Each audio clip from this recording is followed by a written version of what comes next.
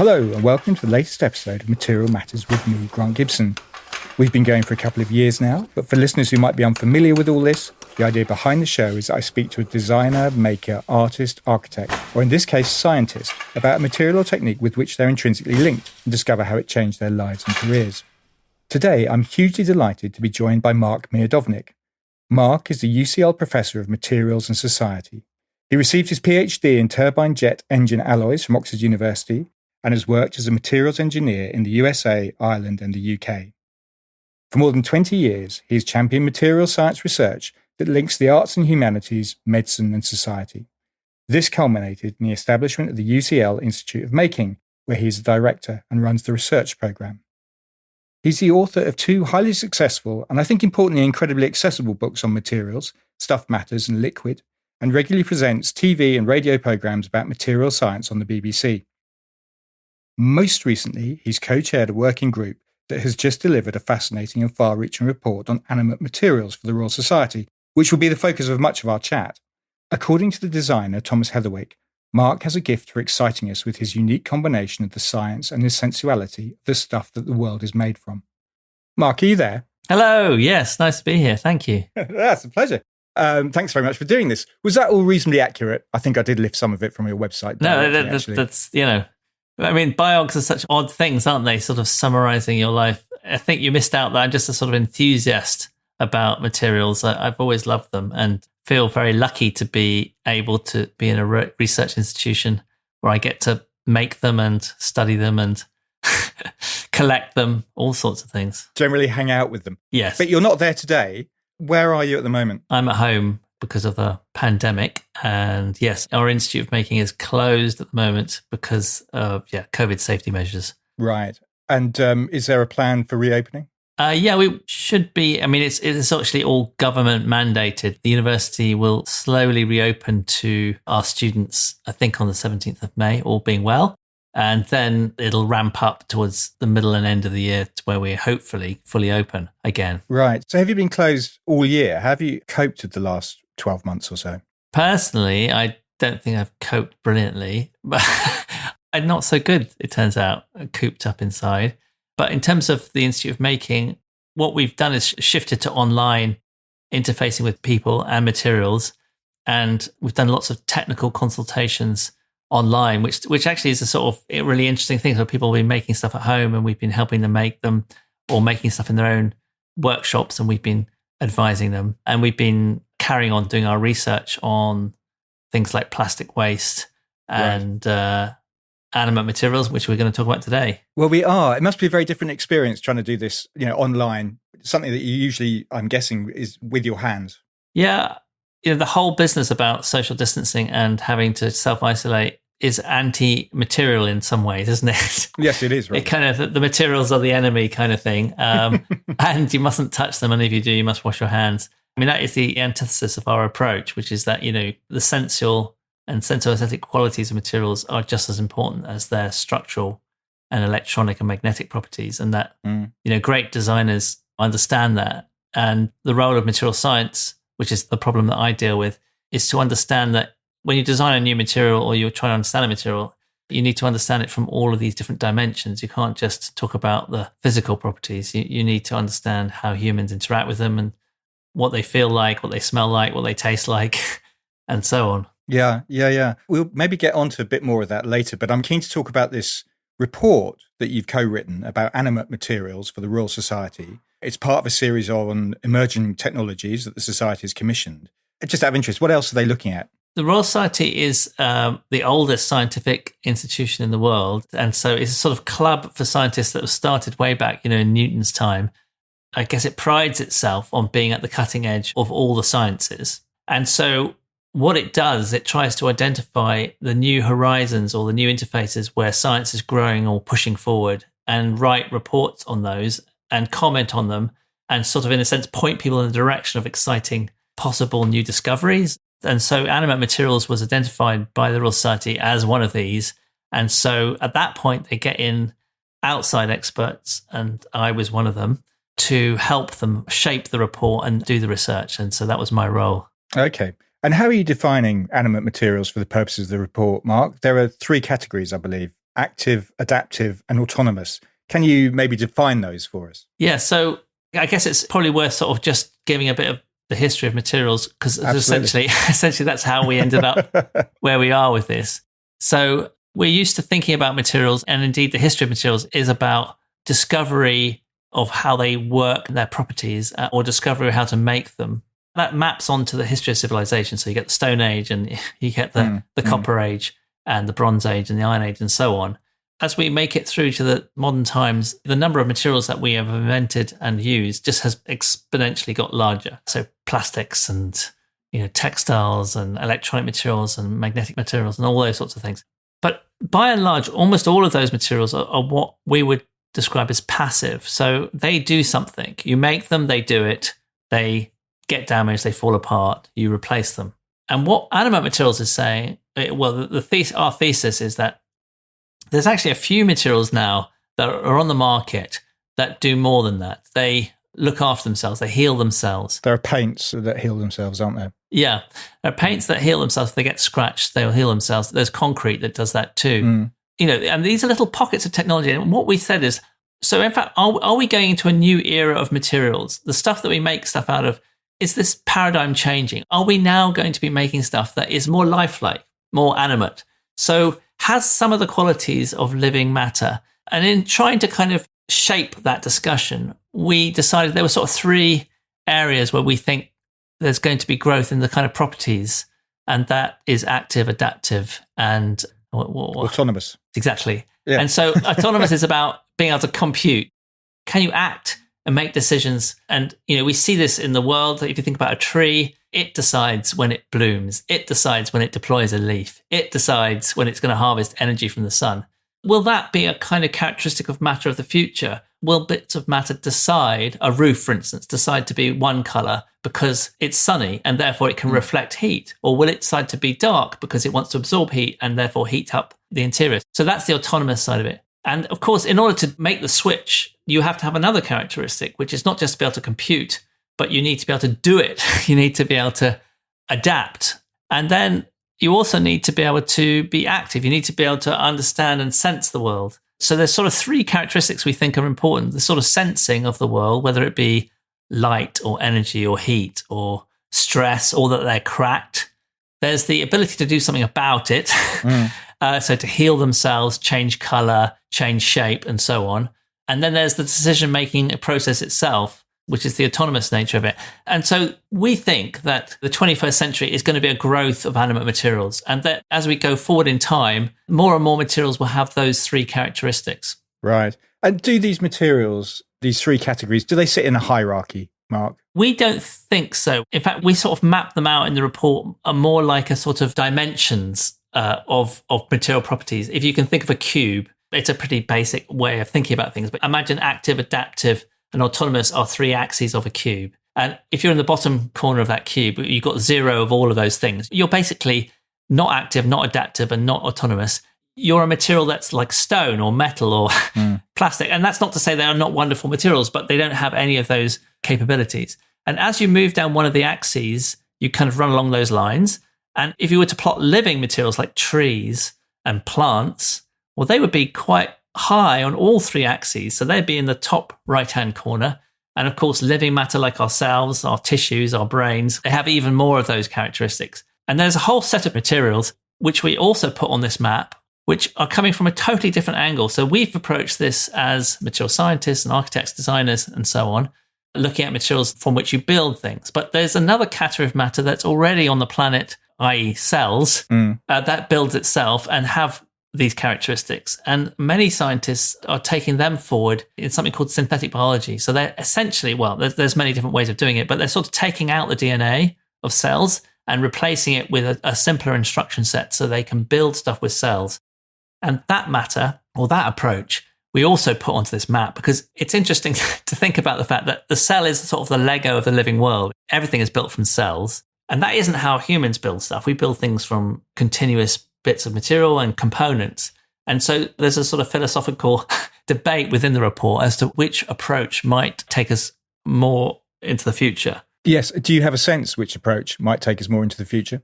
Well, I don't really. I feel like, on the one hand, it's a pretty cool idea to use a Lego block like a cell to build stuff because it already can self-replicate, for instance. And so it has a lot of autonomy and it can sense things. On the other hand, by trying to strip out all the information and make it do what you want it to do, that actually might turn out to be much harder than we think it is, and maybe a dead end, actually. This comes back to what you think materials do for us and why we are so obsessed with making materials, because humans do, at the last count, sort of 100,000 or maybe even 150,000 materials that humans make. That's a lot of stuff. And why do we do it? Well, we kind of have, my thesis is that that's an expression of who we are and what we want to be and where we want to go. And maybe cells don't actually have the capabilities to reflect those aspects of humans. Whereas, and I'll give you an example, space exploration. Actually, metals and ceramics, they tend to be much better suited to space exploration than soft cells. I know that cells can make bone and so on. Anyway, so it could be that the future is better suited to us actually making our own materials. And therefore, the animate material approach that we talk about, how to design these materials and what ones are out there, which is what the report focuses on, is maybe will win out. But I like the idea that, the next 10, 20 years, we'll just know more and more about this topic. Yeah. You were talking about things that are already on the market. We talked about self-healing paint and self-healing concrete. It'd be quite interesting to give people an example. As you point out, as the report points out, lime mortar has had self-healing qualities for hundreds of years. So how would self-healing concrete work? Well, so lime mortar, for those who are not familiar with it, is a very ancient material and actually is thousands of years old, was used by the Egyptians and other civilizations to build many of their sort of incredible structures are still around today, and has maintained itself across centuries. The thing about lime mortar is that when it gets cracked, so if you build a building out of using lime mortar to bond together, say, stones or bricks, if it gets cracked by subsidence or an earthquake or something like that, or other things, the lime mortar, when it's rehydrated through damp air, will actually recrystallize and start to heal that crack. And there's many examples of this happening. It shifts around basically within the material. And so it can redirect the stresses and reinforce certain parts of the building. So you get this dynamic self-healing. So lime mortar does that. Of course, big cracks are harder to heal and sometimes impossible to heal, but small cracks, little ones, which you see all the time in the built environment, are being healed in lime mortar. And that gives them a robustness. Self-healing concrete works in a different way. Some people lament this, the use of Portland cement in brick buildings, because it is much more rigid and is less forgiving under stress when it's cracked. But what the designers of self-healing concrete have done is they put a bacteria in there, actually a form of archaea that can really handle the high alkaline conditions. And it stays dormant inside the material for up to 50 years. It's evolved to do that in things like hot springs. So it's an amazing cellular structure. When the building cracks, or a bridge cracks, or a tunnel cracks made of this stuff, the bacteria are exposed to humid air and they wake up and they start to look around for food. And the concrete manufacturers deposit little packets of food. It sounds hilarious, but they do, inside the concrete. And so these bacteria find the food, eat it, and then they procreate, or they basically divide. And they exponentially increase in number, eating. And they poo calcite. And calcite is one of the major constituents of concrete.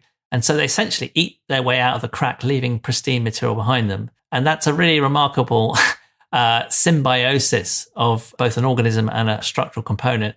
And they can give the structure 90% back of the strength.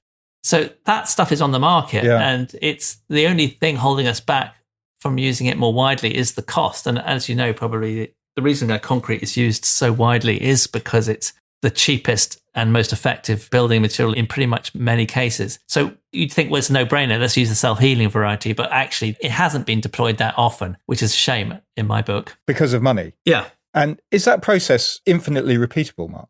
Well, no. I think that's the other thing we observed in the report, which is that it's a hybrid material. It's part living and part passive, dormant material. And once that crack is opened up, and that has been healed by those bacteria, it's not clear if another crack was to form in the same place, whether it would be as effective. Certainly the food would have been depleted. So what are you going to do about that? And I guess that's the question that kind of made us think, well, look, if we're not satisfied with that, and I think we would say that's just a sort of baby step towards where we think we should be going with the built environment materials, then how would you do it better than that? And our point in the report is that actually probably you want to redesign concrete in the first place to do all sorts of things that it currently doesn't do, one of which is self-healing, but another is sensing.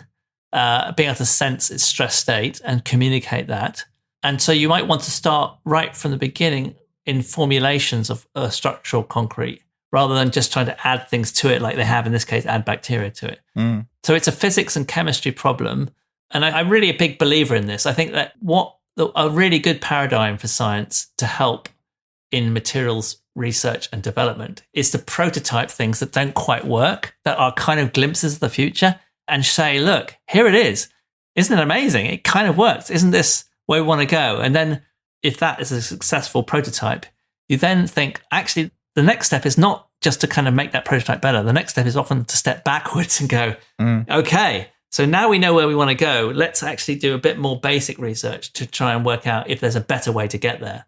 And that's what we've tried to do at the Institute of Making quite a lot in our research. And I really like it as a paradigm. And I don't think there's enough of it going on, frankly. I think that, especially in the sciences, there's a huge number of people going down roads, directions of travel that were set 50 years ago as destinations that the world no longer needs them to go down, but they're still plodding, that's a derogative word, down that road. And I just think there should be more creative approaches, sort of partnering with designers, architects, and prototyping really avant-garde structures and materials without having to worry about, actually, I'm going to build a building that needs to be insured and people are actually going to live in it. And I think there's just not enough space and there's not enough out there going on in that with that kind of approach. Yeah, I mean, what other areas do you envisage animate materials being used in first? Health would seem an obvious place. I think health is probably the area where animate materials are most advanced already, and they will be propelled forward by the market much more effectively. And the reason I say that is that who needs animate materials in the body? Well, those people who are suffering mobility problems or want to have a replacement organ, and that is by and large much more predominantly in the older population. So as everyone gets older, we have all sorts of mobility problems and bits of us fail. And we want, essentially, I think, to replace those bits and be able to play tennis and ski when you're 100 years old. I don't think that's impossible. I think that's totally doable in the 21st century. And we're on the way to get there. And animate materials are already playing a big part in that. There's many, many implants into the body that are tuned to the body's cell types. And when they're put into the body, so bioglass is an example. If you're in a car crash now, or you have surgery now, you almost certainly will have reconstructive surgery that involves bioglass, rebuilds your bones with your own cell types. So cells that deposit on it eat it and turn it into your bone. It's an amazing material, and I think that's already in use. Which is quite a sea change as well, because generally, when you think about surgery, you think about putting inert materials into people's bodies. Yeah, I agree. I think the classic is the hip implant. Is sort of 1 million of those every year. They've done a brilliant job. I mean, if you broke your hip in the past, you were really done for in terms of mobility. Now, it's routine surgery, but it was at first done essentially with inert materials, titanium, alloys or ceramics, stainless steels. And I think we're going to move away from those materials because they're not tuned to your body's stiffness, right? Because they're a different material. Although inert, they're not the same stiffness as your other bones, and they're not molding themselves to your body as all your other bones. Your other bones are constantly rebuilding themselves and molding themselves to your frame, to what you need from them. And I think that's where we're going to go with implants. I mean, if you think about cartilage and knees, ankles, all these sorts of things need a constant renewal material. They need to be harnessing your body's mechanisms of rebuilding tissue. And that's a dynamic process, not a static process. It's going to play havoc with our pension schemes if we're playing tennis at 100 years old, right? Yeah, that's true. Good point. I think it's a price that I'm willing to pay. I'll be poor, but, fit and healthy. I don't actually have a pension scheme, so I'm buggered either way. One of the things you talk about in the report is the use of biosensors and how that could change treatment of things like cancer. Can we talk a little bit about how that would work or how they work? So at the moment, you have these largely quite blunt tools for handling cancer, which are surgery, just cut it out, radiotherapy, which is blast it and blast everything around it, and then chemotherapy, which sort of chemically blasts it and anything near it. That's a bit of a generalization. There are more focused therapy, there's focused beams and other things, but wouldn't it be better if you could identify the cancer cells, be able to implant into the body or inject a set of nanoparticles that know how to find them, that are tuned towards them or have receptors that allow them to get there, and attach to the cancer cells and then destroy them when they get there. And if you think about what that is, it's this business about autonomous, active and adaptive characteristics of these nanoparticles. They have to know when they've got there, make the decision that they've got there, they can destroy this cell, and that they deploy some action for doing that.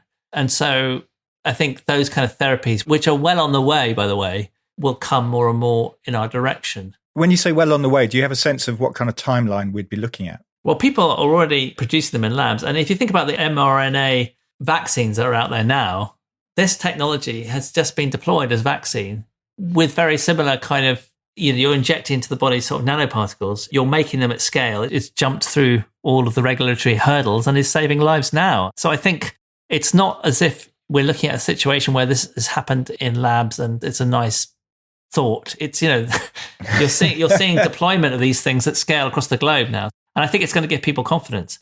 So I'm very optimistic that stuff is going to be successful. Yeah. I was also intrigued by this notion of active bandages, which change color and potentially could release antibiotics when it detects infection. Yeah, I mean, bandages, they've been around for a long, as a problem, as material science problem, they have been around for a long time. Like the bandage needing to protect you from outside infection and stop blood flow, but then be porous and allow your body to get oxygen and to be permeable to water vapor so it doesn't get too sodden, and then to help create an environment that the body can heal itself and deploy antibiotics or antiviral agents. These technologies, their time has come. And there's quite a lot of patents out there for these things. I think that we'll see a big stride forward in these. If your materials are active, I'm presuming you need a power source. Where would that come from? Yeah, I mean, that is exactly one of the issues, which makes some applications harder than others. So in the case of the built environment, for instance, the power source can be heat. So it can just be the temperature increases, or the power source can be light, or it can be electromagnetic waves of other sorts. There's lots of energy to harness, and it's sort of flowing around us in the environment all the time, but it's very diffuse. I think that's the kind of approach that will be taken there. The harder bit is, if a material is going to heal itself, where does it get stuff to heal itself from? At the moment, the technologies out there that are doing this store the material, the extra material, inside the material to start with, and that will get depleted once it's done its job. So little capsules are put inside roads and inside concrete structures at the moment. So that's already happening, but it seems like not a fantastic way to do it. Now, what a better way to do it, or would I suppose do it like living organisms do it, which is to grab the matter from the air that's surrounding it, and carbon dioxide's there, so they grab carbon dioxide and they use it to build structures, carbohydrates and so on. So that's pretty smart, isn't it? If you're made of other stuff that isn't just carbon molecules, then where are you going to get that stuff from? The other way to do it, and there are some people trying this, is to have a vascular system inside a structural material in the same way that we have veins, right, which flow around us and they deliver us nutrients. And so some people are trying this with composites for aerospace, where the composites themselves, when they're made, have a vascular structure inside them, which flows nutrients and therefore can deliver stuff to a site that's damaged, and they can take away damaged material. And that's the way our bodies work. And that clearly is effective. So I think, there's ways forward in all these directions. Yeah. But if you're applying that to a city, that means building a whole new system, I guess. Yeah. We didn't shy away from this in the report. I think we are talking about a fundamental shift of manufacturing and materials approaches. And so it's not an add-on. It's a fundamental different design philosophy to buildings. A nerve structure, like I just talked about, a vascular system, but you could also have a nerve structure inside a building or a car. And you can imagine, in the case of a car, for instance, we have this paradigm at the moment that there's an electric car, which is going to be the future, let's say. And essentially a third of it's big blocks of lithium sitting in the bottom of the car. That's pretty dumb, isn't it? Why isn't the whole skin of the car an active material that's harnessing energy from the sun and constantly storing it in that membrane and then delivering it to wherever it needs to go? Why does it all have to be a big block? And the answer is the electric car of today is quite sort of kludgy, Is that a scientific term? Well, it's sort of disappointing, isn't it? It's just an old car with a bit of electric stuff bolted on. But What if you actually incorporated it into the skin of the body? So that's the kind of fundamental rethink we're talking about. I mean, it's fascinating because at the moment, certainly in terms of architecture and buildings, there is a current fashion for retrofitting. The French architects Lacton and Vassal won the 2021 Pritzker Prize, and their mantra is never demolish, never remove or replace, always add, transform and reuse. Does that philosophy fit with what you're talking about, I wonder? I guess they're talking about stripping out everything except for the structure, perhaps, and then replacing the interior. I suppose I would say, yeah, that actually maybe if the backbone of a building in the future has all of these delivery mechanisms that can harness energy from, let's say, its outer membrane that's interfacing with the sun or the wind or the heat, and exchange it and create either deliver materials there so it can heal itself and also get rid of them and have a waste. If all of that plumbing, let's say, is intrinsic to the initial building, you can imagine that the other bits of it would all change at a much higher rate. And in fact, might even build themselves. Why not? When you say build themselves, you mean grow? Yeah, grow. You already see people playing around with this notion anyway, with sort of robotic, using robots to build materials. You don't need to actually use an external robot to build something. If you have a delivery mechanism that's an internal vascular system and it's depositing stuff on its surface that then hardens and then the next layer builds up and then the next layer builds up, you can imagine, you don't have to imagine it. Have a look at the trees around you. Yeah. I guess I'm saying that I think it's perhaps more radical. We're talking about a bit more radical. We're sort of saying, let's think of structural systems that right from the beginning, however small they are, have this ability to be active, adaptive and autonomous. And then let's see if once you've given them those properties, let's see how they can build themselves into structures. What structures would they be? I guess they would be constantly evolving and dynamic because that's the opportunity that opens itself up. You don't actually have to have something that stays the same all the time. That's not its forte, in fact, probably. So I guess what we're saying is try and keep the buildings that we have, but if we're using new ones, then the base of them should be these active materials that could change over time. Or you could have a skin, an active skin on the outside of something, an inner passive thing. I mean, a bit like the sort of skeleton idea. So I can imagine that. I guess reading the report, it's autonomous materials, I suspect, are the ones that people are going to be most suspicious of. I'm wondering if they're right to be. I mean, you used an example of tiny robotic modules that could assemble and disassemble into arbitrary shaped objects. You take the chair as an example, and there's talk of smart dust, which contains hints of Philip Pullman. Are people right to be fearful or suspicious of them? I don't know if they're right to be, but I think this is the time to have that discussion, because I think the wrong time is when they're already built in some lab somewhere and that organization has invested lots of money in them and now wants to sell them everywhere. And I think that's the wrong time to have that discussion. And I can imagine that happening because I guess the other thing we were trying to do with this report is say, these things are now all possible. The science has moved ahead so fast that quite a lot of these things that seem like science fiction are now possible. So where do we want to go as a society? Which of these technologies do we want to say, actually, we're not happy about that and we're going to have some very strict rules about, and other ones where we're going to say, yeah, we want to go down that direction. I guess we were trying to open up that conversation. It's not for me to tell people what they should be worried about, but I do think an open discussion with the public and listening to the public and co-designing the future with the public is surely the way forward, because that hasn't really happened in the 20th century as I see it. The 20th century has been forged by corporations spending lots of money doing amazing things like telephones and satellites and so on, but actually that's been on their agenda and on the military industrial complex agendas, and for very good reasons, often to protect particular countries from aggression. And, the history of wars in the 20th century is not to be overlooked. But in the 21st century, feels to me like who owns the material research directions? And the UK government's just starting this new research organisation called ARIA, which is meant to be doing very avant-garde research, in which Animate Materials fits very nicely, I think. If they start pouring lots of money into this, I feel like the public, whose tax money it is, should have a say in which directions it goes. So yeah, I just think we just need to talk about it all more. So for instance, if we did have a bridge that could detect it's getting damaged and then becomes critical, and so it isn't some chartered engineer who spots the fact that it's a safety risk, but it's the material itself, great, hooray. Okay, now what happens when it goes wrong and it doesn't spot it and someone dies? Who's at fault responsible there? Yeah.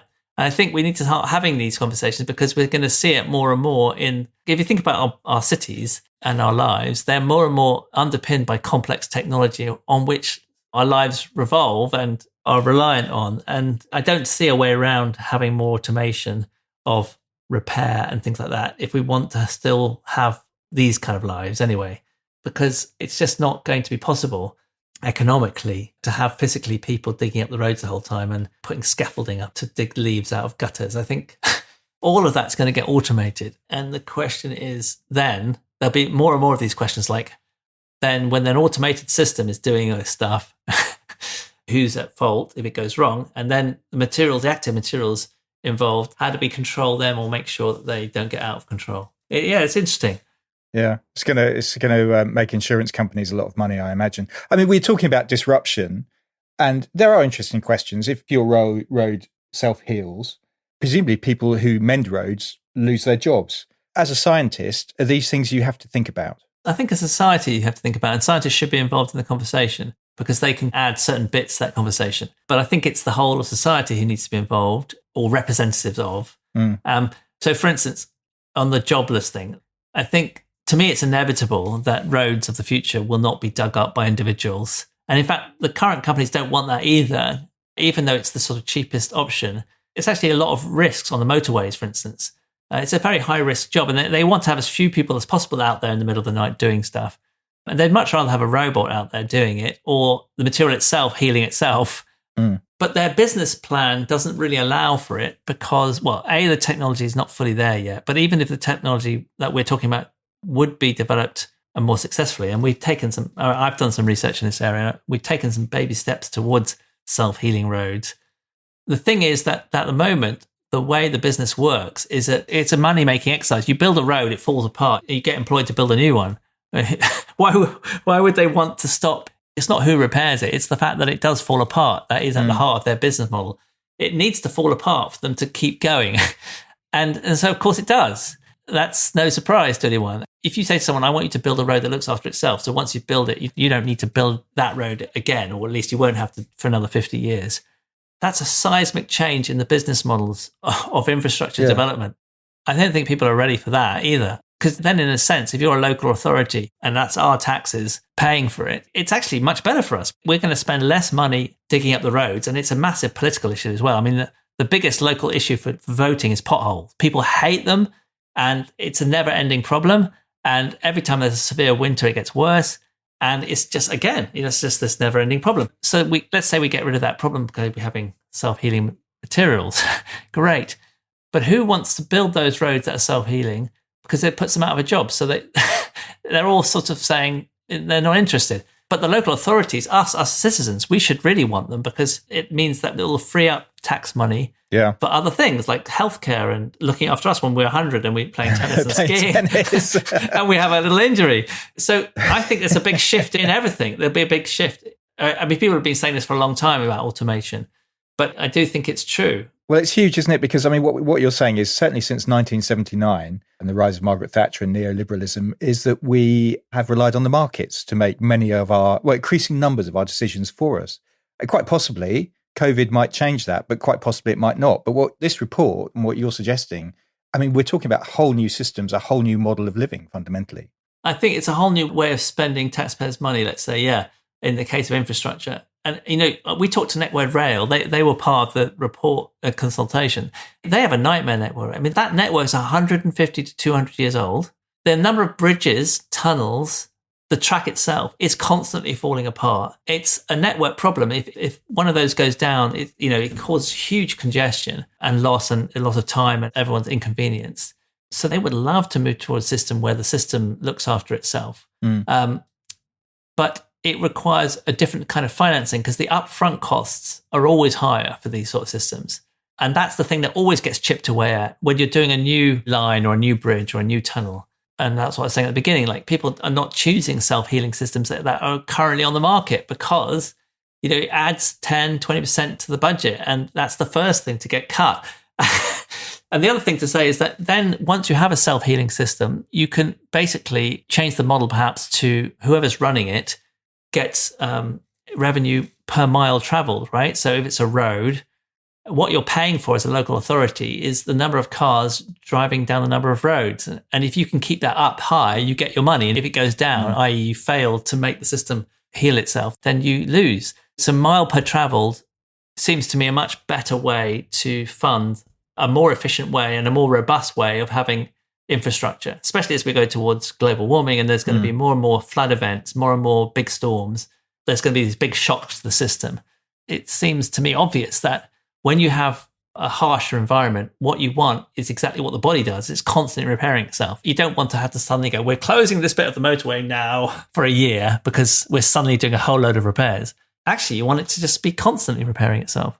And presumably, these new materials require new craft skills. Yeah, I think it is a different view of, craft is a funny word, isn't it? I mean, what do we mean by craft? We mean by someone's very specific skills to make a bespoke object or material. And I think that's true that actually those skills, that activity is more digital now than it used to be. I mean, if you think about gardening, this is how I like to put it with these new materials. People get a bit like freaked out, like, oh my God, what if a city is like all dynamic and active and autonomous? And God, I'm just going to be totally freaked out. And you go, well, are you freaked out in a forest? And they say no. And I say, well, that's active, autonomous, and that's looking after itself. You're not freaked out at all. It's actually a real release. But gardeners' jobs do exist. And what's a gardener's job? Actually, it's to harness something that's already growing in a certain way. It grows nicely or needs more light or less light or needs more, different type of soil. I see the kind of craft jobs of the future in a city to be more about nurturing and pruning, let's say, a system that is already dynamic itself.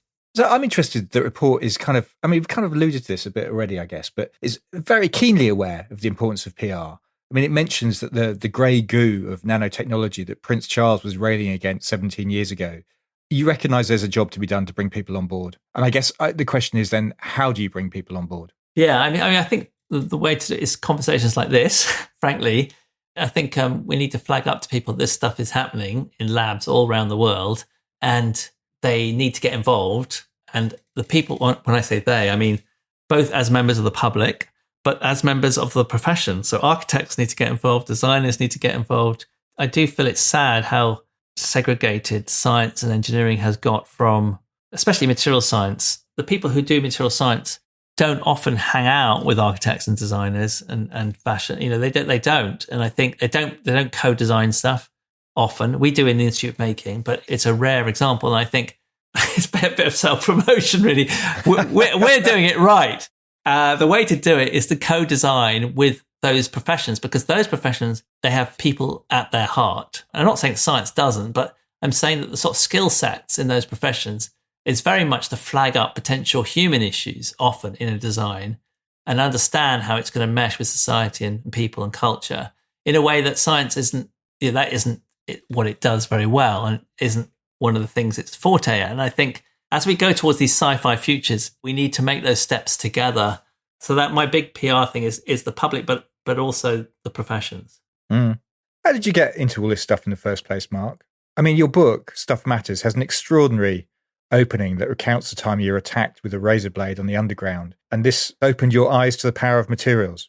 Yeah, I mean, I think you write your own story in a way, don't you? But some things early on in your life really switch you on to a particular, they open your eyes. And I suppose being stabbed opened my veins as well as my eyes. Yes. Getting into material science is one thing, which is that it is a marvelous thing, isn't it? Like we have all these materials and they are so extraordinary and wonderful and you could never get to the end of them. And that's always an appealing thing to someone who's afraid of boredom, as I am.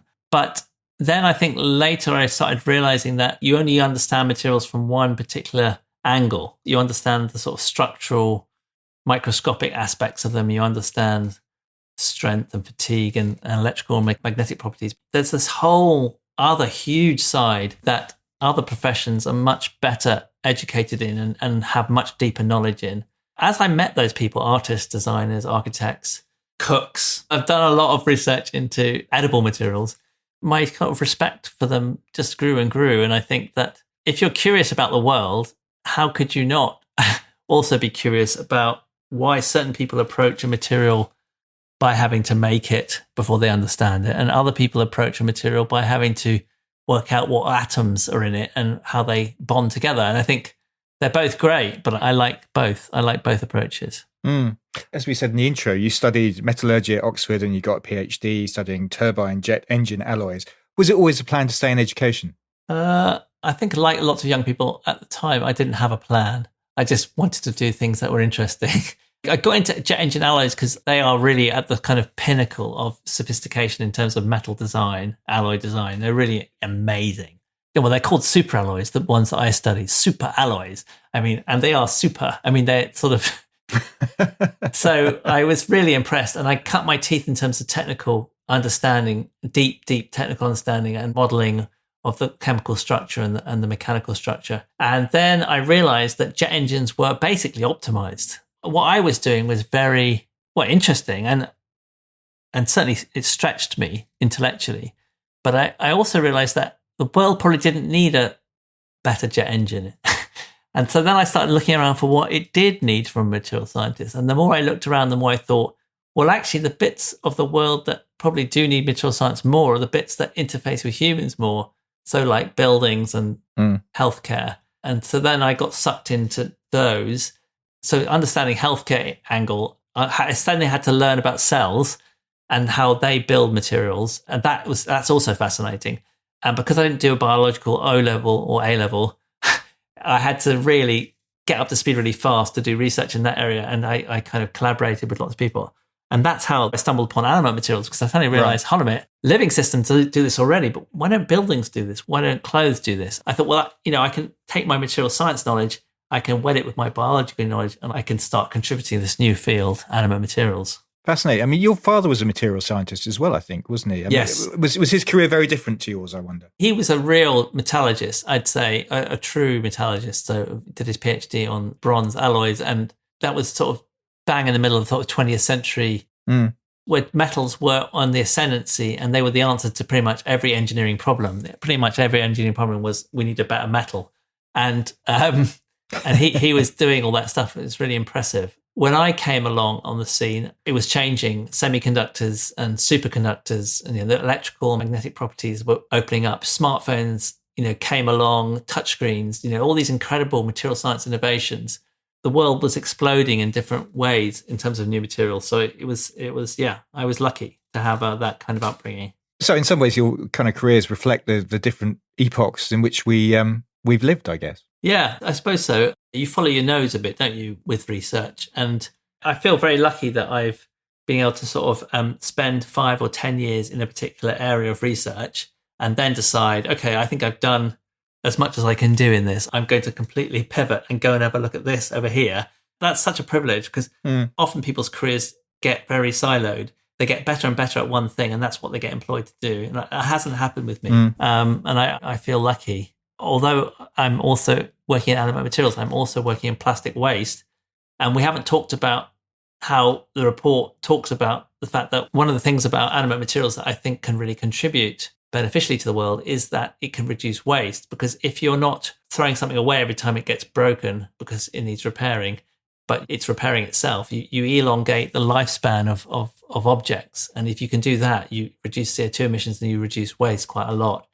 And I feel, that actually that's another really important aspect of those materials. Well, there is a strong kind of undercurrent of sustainability running through the report, isn't there? Yeah, I think that has to be, because that surely the 21st century, one of the biggest things we're going to have to try and tackle, and successfully, if we're not going to be in real trouble, is our enormously wasteful systems. The idea of collecting materials and turning them into a library, that happened when you were working at King's. How did that come about in the first instance? That was interesting, because I sort of just love materials. I would always be visiting people's labs, and they would show me some material that sort of changed color if you sort of blew at it or something. And I'd say, wow, that's so cool. And then I'd go, can I have a bit? And they'd mostly say, yeah, have a bit. Anyway, so I had this collection of like kind of weird materials in my drawer at work, and students would come in and ask me, and I'd show them some material. And I realized immediately that language of showing them a piece of material and putting it in their hand and saying, look at this, and now let me show you this. And that is far more powerful than any talk you can give, any kind of book you can give them. And I realized, whoa, hold on a minute, materials are a language in their own right that people understand, humans understand, because they always have, right? That is us. We love materials. We make them. We use them, we surround ourselves with them. So people are incredibly sophisticated in their knowledge of materials, and they know an amazing thing when they see it in their hand. So the drawer of materials got bigger and bigger as I realized its power. And then I met Nesta was just being started, this National Endowment for Science, Technology and the Arts at the time. And I met some people from Nesta, and they were just looking to invest in some people with new ideas. Anyway, I pitched them this idea that I would start this materials library full of incredible materials. They went, yeah, great, do it. We'll do it. So the materials library was born. But without any strings attached, seemingly. They didn't seem to want any papers or it was fascinating, that. That's such a gift. I mean, I just feel so lucky. Like, that kind of funding just does not come around anymore. Like, everyone wants just 3 monthly reports, 6 monthly reports. Everyone wants to kind of pin you down. And they didn't. They said, we believe in you. We think you've got a great vision. You go for it. And they were right. If I look back to all the stuff I'm doing now, and the Institute making itself, which I think has huge impact, which isn't down to me, it's down to the big team. And, but it all started from that, very unusual investment in me as a person with a different idea. And I think, wow, I think it would be great if there was more kind of, if more young people, I obviously, I can always spend the money if anyone else there is listening, but. So can I, by the way. Yeah, exactly. But I think young people being invested in at an early age in their careers is far more powerful. I always lament the fact that all these big prizes are out there are always for people at the end of their careers. It's like a total waste of time it's such a stupid way in society to run ourselves. You should invest in young people, give young people £1 million and see what dividend you'll get rather than giving some admittedly brilliant, let's say it's going to be an old bloke, isn't it? These days, mostly. And what are we saying there? I mean, so I think more of that, please. More investing in young people.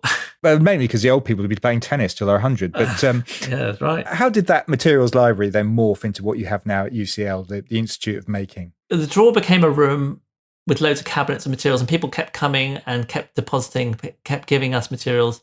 And we kept making materials. I remember making a building brick that could change color with temperature and showing it to everyone, saying, look, we could have buildings that change color and they would reflect more heat from the sun, but also it'd be just jolly, wouldn't it? And I remember the fun of all that. And then at some point we realized, hold on a minute, we're not taking this seriously enough. This concept's bigger than that. This concept is that materials are a nexus in any research institute and education institute. Like everything in a sense leads you to materials. If you're doing history, material culture is so important. If you're doing geography, anthropology, if you're doing archaeology, they all lead you to materials.